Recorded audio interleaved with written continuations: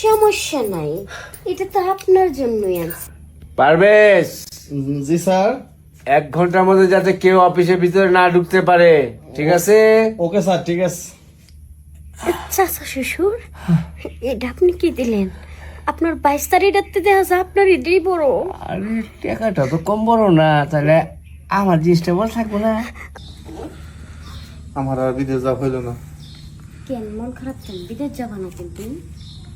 কেমনে যাবো? মানুষ যদি মুখের উপর না করে দেয় তোমার কোনো টাকা দিতে পারবো না, তাহলে সেখানে বিদেশ যাওয়া আমার কেমনে করে হয়? কেন তোমার বন্ধু টাকা দেয় নাই? সে সাফ সাফ না করে দিছে, এই মুহূর্তে সে 1 টাকা দিতে পারবে না।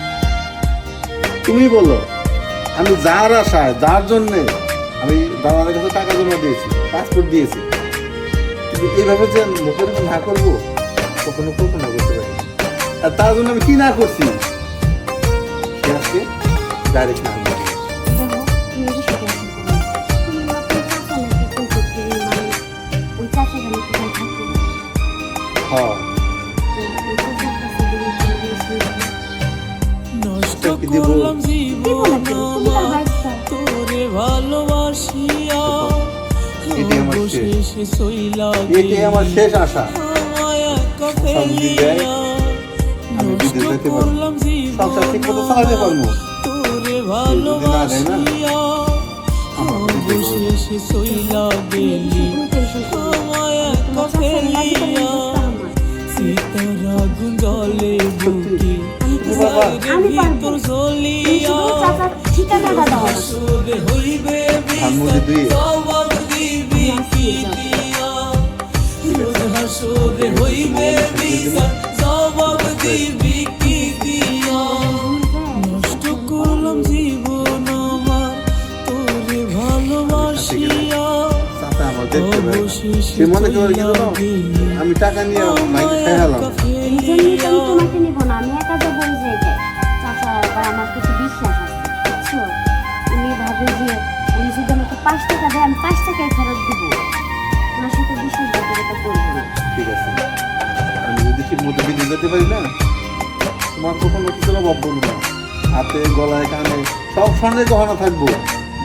ঠিক আছে, যাও, ঠিক আছে হ্যাঁ। আচ্ছা।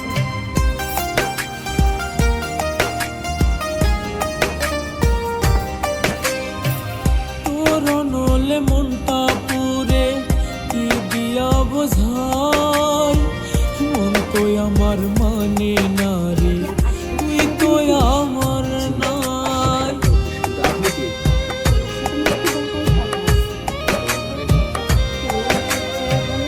তোর নলে মনটা ও, আপনি ওনার বাস্তব? আচ্ছা ঠিক আছে, আপনি এই জায়গায় দাঁড়ান, আমি স্যারের কাছ থেকে অনুমতি নিয়ে আসি।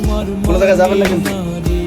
তুই তো আমার নাই নাই রে ভালো তোরটা যাই জ্বলিয়া রোজ হাসরে হইবে বিচার জবাব দিবি কি দিয়া রোজ হাসরে হইবে বিচার জবাব দিবি কি দিয়া নষ্ট করলাম জীবন আমার তোরে ভালোবাস ও বাইশটা বউ, কেমন আছেন আব্বা? হ্যাঁ আছি ভালো।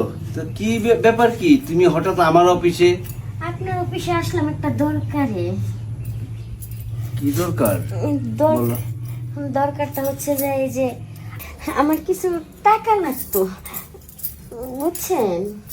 আহ, টাকার দরকার, আমি না করুম না, টাকা তো আমার কাছে আছে অনেক, কিন্তু তোমার স্বামীর যে তুমি টাকাটা যে বিদেশ পাঠাইবা, এই টাকাটা যে আমি ফেরত পাবো এটা তো গ্যারান্টি নাই।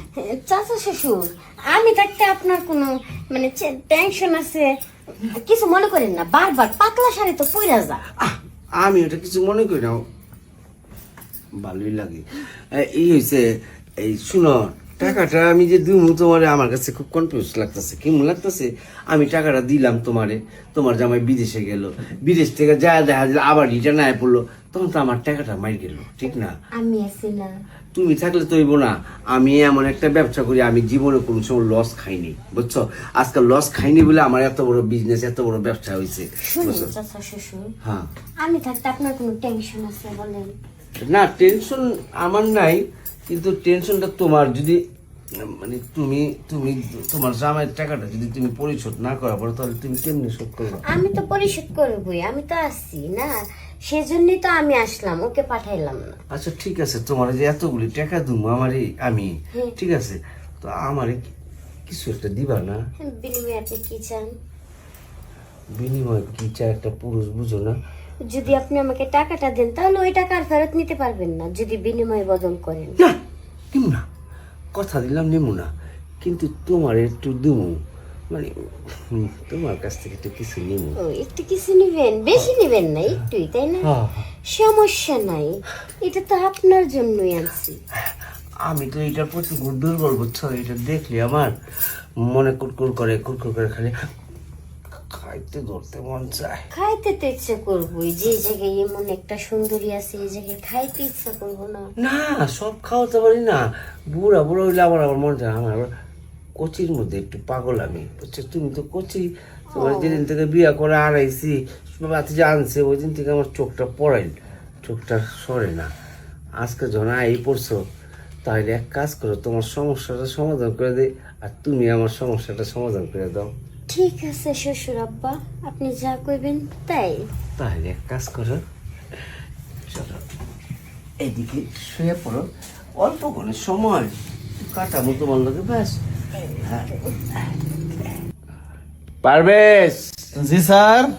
1 ঘন্টার মধ্যে যাতে কেউ অফিসের ভিতরে না ঢুকতে পারে, ঠিক আছে? ঠিক আছে স্যার, সমস্যা নাই। আরে জওয়ানি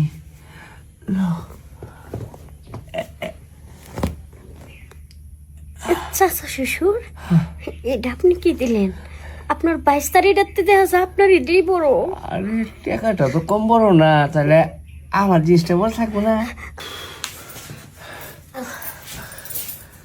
শুনো, তোমার টাকাটা আমি রাইতে আয়া ব্যাংকের থেকে উঠে দিয়ে দেবো 2 লাখ টাকা। ব্যাংকে থেকে আমাকে চেক দিয়ে দেন, আমি তাইলে তো তুলতে পারি। আরে চেকের কোনো ভরসা নাই, পাইবে না, আমি নগদই লয়ে আইতাছি, বাসি তো আইতাছি। আর শুনো, রাইতে বেলা চুপে চাপে আরেকবার এমনি তো অফিসে মজা পেলাম না। টাকাটা আগে দিয়ে নেন, তারপরে যা খুশি কইরেন। তুমি 2 লাখ চাইছো না, আমি 2,50,000 আনো, 50,000 তোমার এক্সট্রা তুমি আজকাল নিজের খাটের মধ্যে আয় পড়ো, আমার ঘরের খাটে। ঠিক আছে। জোয়ান কি জিনিস, খাইলে মনে হয় 30 বছর কমে গেল গো আমার। শান্তি। আমি তো জানি এরকম কয়েক ঘন্টা চলে গেছে, কিন্তু একটা ভাবার বিষয়, এতদিন সারা যে মেয়েগুলারে খাইতো, ব্যক্তি হয় চাকরির লেগে আইতো, নইলে ইন্টারভিউ দিতে, মানে এরকম কোনো একটা কিছু। কিন্তু আজকে যার পরিচয় নিলাম সে নাকি তার ভাসতে বউ, শেষ পর্যন্ত ভাসতে বউরে ছাড়লো না।